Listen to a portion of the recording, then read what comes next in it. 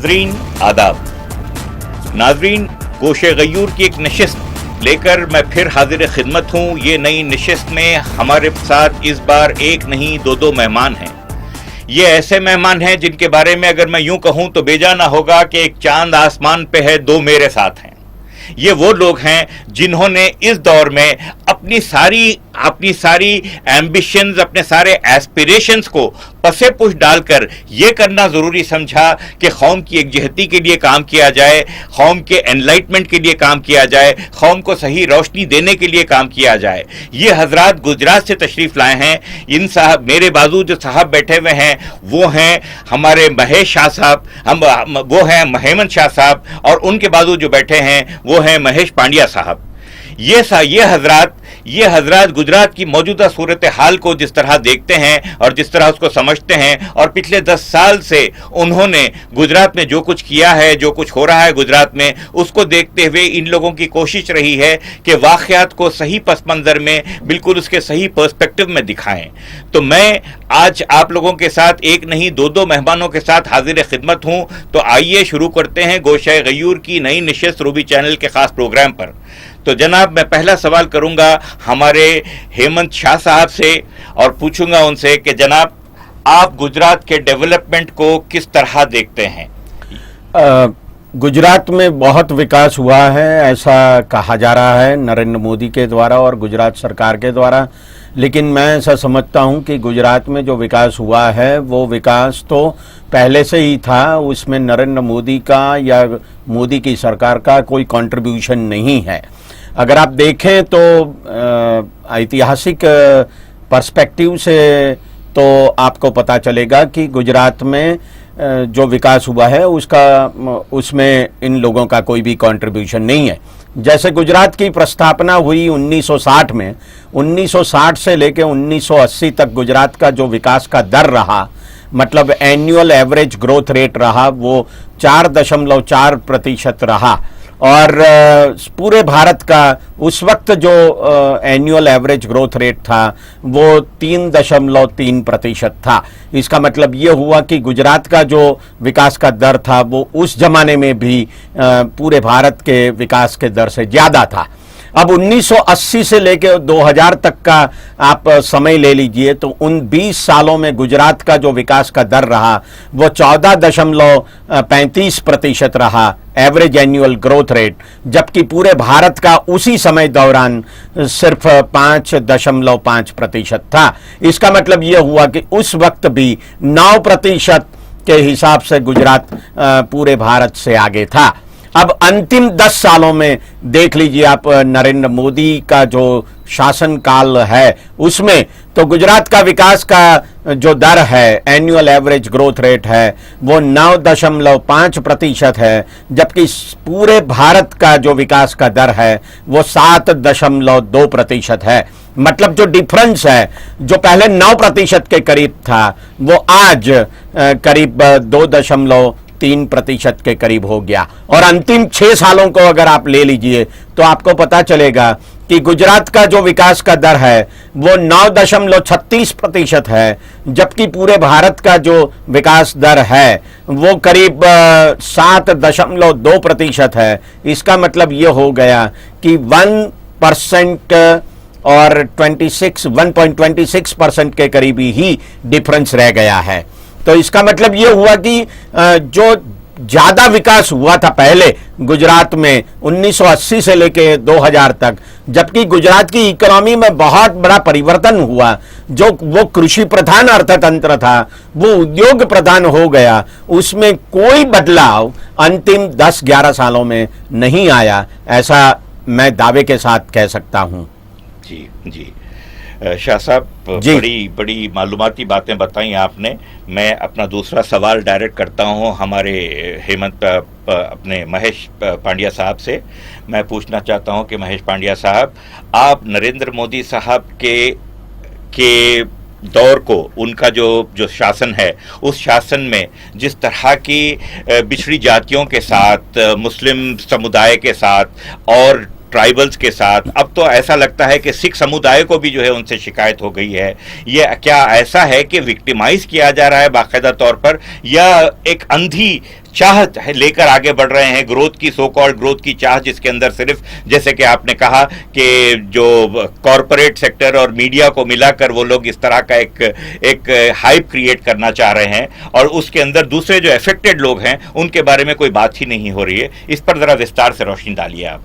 रहमान साहब अंधी दोट में नहीं कर रहे हैं जी, जानबूझकर जी, बाय इंटेंशन जी, ये पिछड़ी जातियों को, ये मुस्लिम समुदाय को, ये सिख को वंचित किया जाता है। जी, प्री मैट्रिक शिष्यवृत्ति जो मुस्लिम समुदाय को दी जाती है केंद्र सरकार की स्कीम के अंदर में, जी, एक गुजरात सिर्फ अकेला राज्य है कि वो जो नहीं देते हैं। जी, हाईकोर्ट ने भी आदेश किया है कि ये पॉलिसी मैटर है, केंद्र सरकार ने जो किया आप इम्प्लीमेंट करो, जी, नहीं कर रहे हैं। जी, आप शेड्यूल कास्ट की बात कर रहे हैं, शेड्यूल ट्राइब की बात कर रहे हैं, जी, वो लोग ही ज्यादातर प्राइमरी हेल्थ सेंटर, जी, वो जो प्राथमिक शालाएं जो गवर्नमेंट जी। की होती है उसका यूज करते हैं। जी, इसमें जो टीचर्स की जो रिक्रूटमेंट होती है जी, जी, वो नहीं करते, और जो करते हैं जी, तो फिक्स सैलरी देते हैं, 2500 से लेके 3500 तक की फिक्स सैलरी, जो हाईकोर्ट ने स्लैब्स किया है और बोला है कि गलत है, फुल सैलरी देना चाहिए ताकि शिक्षण का स्तर बढ़े। और पर्टिकुलर जो गवर्नमेंट के स्कूल है इसमें पिछड़े लोग जाते हैं जी, ज्यादातर। जी, ऐसी बात हेल्थ में है। जी, हेल्थ में भी जो प्राइमरी हेल्थ सेंटर है, रेफरल हॉस्पिटल है, सिविल हॉस्पिटल है, जनरल हॉस्पिटल में, इसमें भी ज्यादातर बिलो मिडिल क्लास के लोग जाते हैं, पिछड़े लोग जाते हैं। जी, पिछले 10 साल से जी, गुजरात पब्लिक सर्विस कमीशन आयोग एग्जाम नहीं लेती है डॉक्टर्स के, जी, और 10,000 फिक्स सैलरी में डॉक्टर्स को बुलाते हैं, 11 महीने के बाद टर्मिनेट कर देते हैं। जी। तो कौन क्वालिफाइड डॉक्टर 10,000 रुपीज में गांव में काम करने के लिए जाएगा? जी, इसीलिए जानबूझकर जो हेल्थ सिस्टम है हमारी, जी। वो बिगाड़ने का प्रयास किया है। My God। तो ये जो सिस्टम चल रही है, जी। तो ये अंधी दोट में नहीं की जा रही है। जी, इट इज बाय इंटेंशन, जी। इरादा प्रेरित है, और ये पिछड़ी जातियों के साथ अन्याय कर रहे हैं, जी। और सिर्फ फायदा हो रहा है जी। अपर मिडिल क्लास को और जी। उद्योगों को। जी। तो ये हकीकत है। तो गुजरात का विकास है, ये फ्यू चंद लोगों के लिए है, और इतना जो पैसा मिला है उद्योगों की ओर से, जी। गुजरात तिजोरी में से लेके, और इसका फायदा लेते हुए इतनी मीडिया हाइप खड़ी कर दी है, और हर एक उद्योगपति बोल रहा है कि वी वांट नरेंद्र मोदी। जी, जो हेमंत साहब ने बताया जी, कि रिलायंस की बड़ी फैक्ट्री जो है, रिलायंस जामनगर में रिफाइनरी की, जी, वो कांग्रेस शासन में थी, जी, मोदी शासन में नहीं थी। जी। मोदी शासन में एक भी नई इंडस्ट्री नहीं आई है। जी, 182 हमारी जो जीआईडीसी थी, जी। एक भी का बढ़ोतरी नहीं हुई है। जी, तो फिर कौन सा विकास की नरेंद्र मोदी बात कर रहा है? जी, और उद्योग उसकी फेवर इसलिए कर रहे हैं कि जो लैंड जी। 7,000 स्क्वायर जो 7,000 रुपीज होता है, वो 7 रुपए में देता है, 2 रुपए में देता जी, है। जी, तो जी। कौन जो पागल है इंडस्ट्रीज, वो फेवर ना करे नरेंद्र मोदी की? इसीलिए लोग और मीडिया भी, आई एम सॉरी टू से in front of media, but media भी एक इस हिस्सा का भाग है, और मीडिया और इंडस्ट्री दोनों मिला के जी। नरेंद्र मोदी भरपूर यूज कर रहा है, और ये हाइप खड़ी कर रहा है।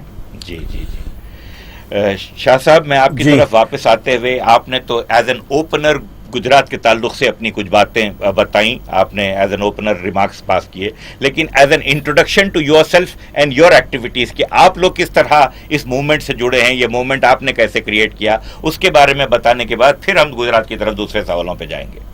मैं तो एक विद्या जगत का जी। रहनुमा हूँ, क्योंकि मैं तो एक प्रोफेसर हूँ कॉलेज में, और विद्यार्थियों को मैं अर्थशास्त्र और राज्य शास्त्र पढ़ाता हूँ। जी, political science and political science और पब्लिक एडमिनिस्ट्रेशन और इकोनॉमिक्स पढ़ाता हूँ। तो जी। मैं जानता हूँ कि गुजरात में सच में क्या हो रहा है। जी। इसलिए मैं विद्यार्थियों को ये बताना चाहता हूँ कि गुजरात में जो तरह तरह की बातें हो रही है विकास की, ऐसा कोई विकास नज़र नहीं आता। जी। और मैं ऐसा समझता हूँ कि जो सच बात है वो लोगों को बतानी चाहिए। जी। हम चाहे उतना खर्च न कर पाए, उन लोगों तक न पहुँच पाए जितने लोगों तक नरेंद्र मोदी पहुंचते हैं या बीजेपी की सरकार पहुंचती है या बीजेपी खुद पहुंचती है, लेकिन हम एक थोड़ा सा दिया जलाने का प्रयत्न करते हैं कि जहां भी प्रकाश फैल सके वहां हम फैलाने का प्रयास करें। मैं ऐसा समझता हूं कि जहां तक विकास का मामला है, डेवलपमेंट का मामला है, तो मुझे लगता है कि गुजरात में जो विकास होना चाहिए सच में वो विकास तो नहीं हुआ, जिसके बारे में नरेंद्र मोदी हमेशा बताते रहते हैं। एक दो तीन बातें मैं आपको उदाहरण के तौर पर बताना चाहूंगा। जैसे कि 2013 में अभी मार्च महीने में एसएससी की एग्जाम ली गई, बोर्ड की, ठीक है, वो 10वीं कक्षा की जो बोर्ड की एग्जाम होती है वो ली गई। बोर्ड ने खुद बताया कि 10,30,000 विद्यार्थी उस बोर्ड की एग्जाम में बैठे। इसका मतलब ये हुआ कि जो 2013 में बच्चे बैठते हैं 10वीं कक्षा में, वो 2003 में मतलब 10 साल पहले पहली कक्षा में दाखिल हुए होंगे, ठीक है ना, तभी तो वो 2013 में आते हैं 10वीं कक्षा में। तो अब आप गुजरात गवर्नमेंट का जो डिपार्टमेंट ऑफ प्राइमरी एजुकेशन है उसने जो आंकड़ा प्रसिद्ध किया है कि 2003 में कितने लोग आए थे पहली कक्षा में, मतलब उनका दाखिला हुआ था, तो उनका जो आंकड़ा है वो 17,50,000 है। इसका मतलब ये हुआ कि 7,20,000 विद्यार्थी 10वीं कक्षा तक गुजरात में नहीं पहुंच पाए, मतलब वो करीब 45% हो गए। तो इसका मतलब ये हुआ कि गुजरात में प्राथमिक शिक्षा का उतना अच्छा विकास नहीं हुआ जितना बताया जाता है। एक और बात भी मैं आपको आरोग्य के तौर पर बताना चाहूंगा। मैं और एक बहुत बड़े प्रोफेसर हैं डॉक्टर घनश्याम शाह, हमने अहमदाबाद डिस्ट्रिक्ट में आरोग्य की क्या स्थिति है उसके बारे में अभ्यास किया। तो हमें पता चला कि जो अहमदाबाद म्युनिसिपल कॉरपोरेशन की जो अस्पतालें हैं, उन अस्पतालों में अंतिम 6 सालों में सिर्फ 28 जो पथारी है, बेड है, उसका इजाफा हुआ, वो बढ़ाई गई। और जो गवर्नमेंट रन हॉस्पिटल है, civil hospital, which is known as Asia's largest hospital, जो गुजरात सरकार चलाती है, उसमें 29 बेड बढ़ाई गई।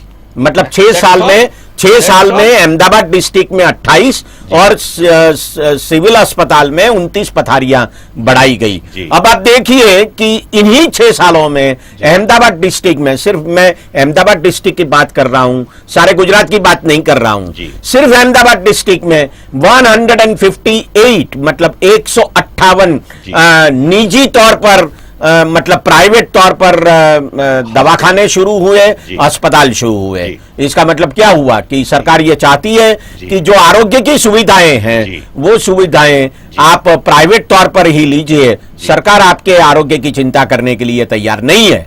और आप आंकड़े देख लीजिए तो पता चलेगा कि गुजरात में आरोग्य का जो खर्च है वो प्राइवेट इंडिविजुअल्स जो करते हैं वो खर्च बहुत बढ़ गया है। तो मैं ऐसा कहना चाहता हूं कि जो विकास है उस विकास में शिक्षा का कोई मायना नहीं है और आरोग्य का कोई मायना नहीं है, यानी हेल्थ एंड एजुकेशन की कोई मीनिंग, कोई चिंता ही नहीं रह गई। मैं आपको उच्च शिक्षा के बारे में बताऊं, मैं तो प्रोफेसर हूं इसलिए मैं जानता भी हूं कि गुजरात में जो भी कॉलेजेस है उसमें आज कम से कम 5,000 अध्यापकों की कमी है। ऐसी कॉलेजेस हैं कि जिन कॉलेजेस में सच में कोई प्राचार्य ही नहीं है, प्रिंसिपल ही नहीं है। अब नरेंद्र मोदी की जो कॉन्स्टिट्यूएंसी है मणिनगर, उसमें सरकार ने खुद एक कॉलेज शुरू किया जिसका नाम है केका शास्त्री कॉलेज। उस केका शास्त्री कॉलेज में 350 स्टूडेंट्स हैं आज की तारीख में, और उसमें सिर्फ एक प्रिंसिपल और 2 टीचर्स हैं, प्रोफेसर्स हैं।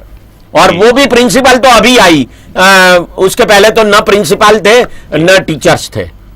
तो मैं ऐसा समझता हूं कि ये किस प्रकार का विकास हो रहा है। और मैं कह सकता हूं कि करीब 1 कक्षा से 12वीं कक्षा की जो स्कूल्स है, उन स्कूलों में कम से कम आज 40,000 शिक्षकों की कमी है। ये आंकड़ों के साथ हम कह सकते हैं कि गुजरात में शिक्षा का विकास बिल्कुल नहीं हुआ और आरोग्य क्षेत्र में जो विकास हुआ है वो सिर्फ प्राइवेट अस्पतालों से ही हुआ है। अभी अभी कच्छ में और एक और डिस्ट्रिक्ट पालनपुर में जो सरकारी अस्पतालें थी वो अदानी को और वॉकार्ड कंपनी को दी गई। इसका मतलब ये हुआ कि सरकार आपके आरोग्य की चिंता करने के लिए तैयार नहीं है। How shameful, how shameful. Pandya साहब, ये तो बहुत ही तकलीफ दे, बहुत ही शॉकिंग किस्म के आंकड़े पेश कर रहे हैं हमारे शाह साहब। मैं उस पर आपकी टिप्पणी मांगने से पहले ये कहूंगा कि जरा आप अपना इंट्रोडक्शन कराते चलें आपके ऑर्गेनाइजेशन का, ताकि हमारी जो जनता है, हमारे अवाम जो है वो थोड़ा जागरूक हों और उनको आपका क्या पैगाम है, क्या मैसेज है, वो भी बोलते चलिएगा। मेरा नाम तो आपने बताया, महेश पंड्या है जी। By education, I am an environmental engineer, but now I'm a social activist, so social engineer में बोल सकता हूँ जी। और इसका वजह भी यही हुआ कि जो हालात बिगड़ी 2002 के बाद, इसीलिए हमको हटके ये थोड़ा ये भी करने की जरूरत, आवश्यकता दिखाई जी। मैं गुजरात सोशल वॉच का भी संयोजक हूँ जी। और जो मिलेनियम डेवलपमेंट गोल जो है जी, जो यूनाइटेड नेशन ने डिसाइड किए हैं जी, उसके पालन के लिए जो देश में वादा न तोड़ो अभियान शुरू किया गया है, उसका गुजरात स्टेट का मैं सेक्रेटरीट हूँ। और फूड सिक्योरिटी के लिए जो मिलेट नेटवर्क, जो मिलेट चाहिए, तो मिलेट नेटवर्क का भी मैं गुजरात का सेक्रेटरीट हूँ। और ये पूरी चीजें में हम काम करते हैं, तो थोड़ा पॉलिसी लेवल भी करते हैं, मूवमेंट के तौर पे भी करते हैं, अवेयरनेस का काम भी करते हैं, क्योंकि ये ताकीद की आवश्यकता इसमें हुई है। जी साहब, जी साहब, जी जी जी जी जी जी। बहुत बहुत सौभाग्य है हमारी जनता का कि आप जैसे लोग जो है ऐसे मूवमेंट से जुड़े हुए हैं, तभी कहीं जाके ऐसी बातें सामने आ रही हैं, वरना आज के सो कॉल्ड इंफॉर्मेशन एक्सप्लोजन के टाइम में इतने सारी बातें लोगों तक पहुंच ही नहीं पा रही हैं। बताइए, तो काहे का इंफॉर्मेशन एक्सप्लोजन, काहे की इंफॉर्मेशन टेक्नोलॉजी, काहे का जो है ग्लोबल विलेज का कॉन्सेप्ट, जबकि जो है बातें सामने ही नहीं आ रही जी। पांड्या साहब, शुक्रिया आपका ये बताने का। मैं आपसे पूछना चाहूँगा पांड्या साहब कि बात अगर सिर्फ मोदी साहब की हो रही है और पिछले 10 साल से हो रही है, तो मोदी तो एक व्यक्ति हैं। क्या हम ये समझें कि मोदी साहब के दबाव में आकर एक पूरी पार्टी, हम ये मान ही नहीं सकते कि एक पूरी पार्टी जिसका अपना एक हिस्ट्री है, हाँ, जिसको हम बीजेपी कहते हैं, उसकी अपनी एक हिस्ट्री है, उसके अंदर अच्छे लोग रहे हैं, जाहिर है कि उनके माइंड में भी जो है जनता का कुछ भला जो है होता होगा, तो क्या वो सारी की सारी पार्टी एक ही आदमी के दबाव में आकर जो है हर चीज को इस तरह अलाउ कर रही है कि जनता का नुकसान हो रहा है और वो लोग देख के खामोश हो रहे हैं? मनी पावर जी। गुजरात में जो इंडस्ट्रीज को जो सस्ते में जमीन दे दी जी, और बहुत बड़े पैमाने में अरबों रुपये की फायदा करवाया, और ये सब फायदा को लेते हुए इंडस्ट्री के पैसे से सबको खरीद के रखे हैं, तो कोई बोल नहीं पा रहा है। आज देखो कि नरेंद्र मोदी को एक प्रचारक बनाया गया है, प्रेसिडेंट प्रचारक के। इसके पहले अरुण जेटली भी थे, प्रमोद महाजन भी थे, लेकिन उसको फोटो नहीं छपते थे, वो तो एक व्यूहात्मक भाग था।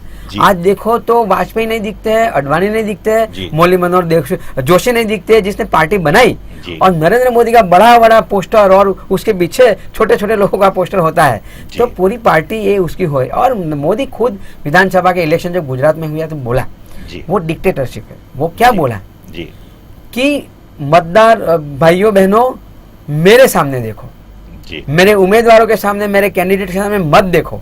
इसका मतलब ये हुआ कि मैं ही गवर्नमेंट हूँ, मैं ही लोकशाही हूँ, मैं ही देश हूँ, तो मुझे ही चलाना है। तो मेरा कैंडिडेट जो भी हो उसके सामने मत देखो, मेरे सामने देखो, और मेरे सामने देखते हुए आप वोट करो। इसका मतलब है ओपनली बोलता है कि there is no democracy in India, I am Narendra Modi is a government, I am myself is a democracy. So खुला बोल रहा है, और आप दिख रहे हैं, सब देख रहे हैं कि कितना हंगामा होता है। एक मोदी सेना जैसे लोग खड़े हो जाते हैं, अडवाणी के घर पे हंगामा करते हैं, अपनी पार्टी के सामने मोदी आगे बढ़ो आगे बढ़ो, ये क्या तमाशा बना के रखा है दिग्गज नेता के घर पे, जिसको चलते हुए उसके वो गुरु है, वो शिष्य है, तो गुरु को भी दबा के एक चलता है, तो डिक्टेटरशिप है, वो लोकशाही नहीं है। And we are very sorry कि गुजरात में तो democracy has been killed by this fellow. जितने भी पहलू लोकशाही के हैं सबको मार डाले हैं, और हमको चिंता ये है कि यही आदमी जो गलती से भी जी ये देश का प्रधानमंत्री हो जाएगा जी तो क्या होगा। और अमेरिका जैसे राष्ट्र तो वो राह देख रहे हैं जी। कि कब ऐसा आदमी आए तो इंडिया डिवाइडेड हो जाए और जो महासत्ता मांग रहे हैं जी। वो इसमें से चलित हो जाए और फिर से जी। अमेरिका ज्यादा पावरफुल हो जाए। तो ये भी हमको चिंता है। इसीलिए हम जो बोल रहे हैं कि ये लोगों को, मतदारों को, और पर्टिकुलर जो 35 के नीचे के यूथ है जिसको डेमोक्रेसी का ज्यादा इतना जो जान करता है उतना ही पता है, तो ये चीजें बताने के लिए भी हमारा एक फर्ज होता है, सबकी फर्ज होती है कि ऐसे इंसान को खुला करो, उसको एक्सपोज करो ताकि हमारा देश बच जाए। आजादी मिली लेकिन आजादी को बचाने का भी हमारा फर्ज है। जी जी जी, जी। मुझे ऐसा लगता है जी, कि जी, जो गुजरात के बारे में कहा जाता है और नरेंद्र मोदी के बारे में कहा जाता है, उसमें एक सबसे बड़ी बात यह है कि नरेंद्र मोदी भ्रष्ट नहीं है, गुजरात में भ्रष्टाचार नहीं हो रहा है, जी, ऐसी सारी बातें जी, कही हाँ, जाती है। जी, और फिर कहा जाता है कि देखिए आप यूपीए की सरकार को, मनमोहन सिंह की जी, सरकार को, कि जिसने इतने हजार करोड़ों रुपयों का जी, भ्रष्टाचार किया। जी। तो मैं सिर्फ 2-3 बातें दर्शकों को कहना चाहूंगा। जी। एक तो बात यह है कि अंतिम 10 सालों से लोकायुक्त की नियुक्ति गुजरात में नहीं हुई। जी जनाब। तो क्यों नरेंद्र मोदी ने लोकायुक्त की नियुक्ति नहीं की? जी। ये मेरा पहला सवाल है। जी। इसका मतलब ये हुआ कि वो लोकायुक्त की नियुक्ति इसलिए नहीं कर रहे जी। हैं ताकि उनका भ्रष्टाचार खुले में आ जाए, लोगों को पता चल जाए। और ये एक बात। जी। दूसरी बात यह है कि जो कैग रिपोर्ट्स है, कंट्रोलर एंड ऑडिटर जनरल के रिपोर्ट्स हैं, लोक आयुक्त की बात करते हुए मैं आपको 1 सेकंड के लिए वो रोकूंगा। हमारे जस्टिस मेहता साहब ने जी। इनकार भी कर दिया है लोकायुक्त हाँ बनने से। हाँ, इसीलिए उन्होंने बहुत अहम कारण दिए हैं जी। कि वे क्यों लोकायुक्त के जी। पद पर बैठना जी। नहीं चाहते। जी। और उनमें एक कारण तो ये भी है कि वो सरकार वो चाहती ही नहीं है जी, कि वो 47 बैठे। करोड़ रुपए खर्च हाँ, कर तो दिए वो सरकार ने। किस प्रकार की ट्रांसपेरेंसी की बात कर रहे हैं? जी। has been spent ji. behind the advocates ji. to prevent the Lokayukta. जी, तो जी, ये जी। माहौल में जस्टिस मेहता कैसे बैठे? जी सही। नहीं, सवाल इस जी। बात का है कि जी। वो कौन सी ट्रांसपेरेंसी की और गुड गवर्नेंस की बात कर रहे हैं। वो जी। कह रहे हैं ना जी। कि गुजरात में सुशासन है, जी। गुड गवर्नेंस है। तो जी। गुड गवर्नेंस का पहला मतलब तो यही होता है ना कि वो उसमें ट्रांसपेरेंसी हो, पारदर्शिता हो। जी हाँ, जी। तो अगर आप लोकायुक्त नहीं बिठाते हो तो मतलब you are not willing to जी गिव हाँ। इंफॉर्मेशन टू जी, द पीपल। जी, जी। और दूसरा बात मैं कहना चाहूंगा कि जो कंट्रोलर एंड ऑडिटर जनरल है, जी जी वो कंट्रोलर एंड ऑडिटर जनरल ने अंतिम 10 सालों में जो रिपोर्ट दी है, उन रिपोर्ट से ये पता चलता है कि कम से कम 1,25,000 करोड़ रुपयों का भ्रष्टाचार गुजरात में मोदी सरकार ने किया है। जी। तो इसका मतलब ये हुआ कि आप आंकड़े देख लीजिए हर एक रिपोर्ट के, जी। तो पता चल जाएगा आपको कि ये बात सच है। मैं गलत नहीं बोल रहा हूं। हेमंत साहब, इसमें मुझे जोड़ना झूठ चाहता बोलने हूं। की आदत नहीं है जैसे नरेंद्र मोदी क्यों को है। हेमंत साहब, तो मैं ये कहना चाहता हूं कि कैग रिपोर्ट्स ने ये जो कहा है उसके बारे में उन्होंने एक्शन क्यों नहीं लिए, जी। ये एक अगर- बात। अगर और वो दूसरी बात transparent- यह है कि जी। जो अंतिम रिपोर्ट है कैग रिपोर्ट, जी। उसमें एक जगह तो ये भी लिखा गया है जी। कि 3,500 से ज्यादा डॉक्यूमेंट्स कैग को दिए ही नहीं गए गुजरात सरकार के द्वारा। जी। तो अगर वो रिपोर्ट्स दिए गए होते जी। जो मांगा कैग ने कि हमें दो जी, डॉक्यूमेंट्स, जी, जी। तो वो डॉक्यूमेंट्स दिए ही नहीं गए। जी, जी। अगर दिए गए होते तो शायद इससे भी बहुत बड़ा भ्रष्टाचार सामने आ जाता। बहुत सही। तो सवाल इस बात का है कि आप कौन से गुड गवर्नेंस की बात कर रहे हैं। हेमंत भाई, एक बात जोड़ना चाहता हूँ केक के जी। बारे में। जी जी केक का रिपोर्ट मैंडेटरी होता है असेंबली में पेश करने का। जी बजट सेशन के आखिरी दिन जब 2 घंटे की सेशन मिलती है तब वो सबमिट करती है जी। और उसको देखने के लिए पब्लिक अकाउंट कमेटी होती है।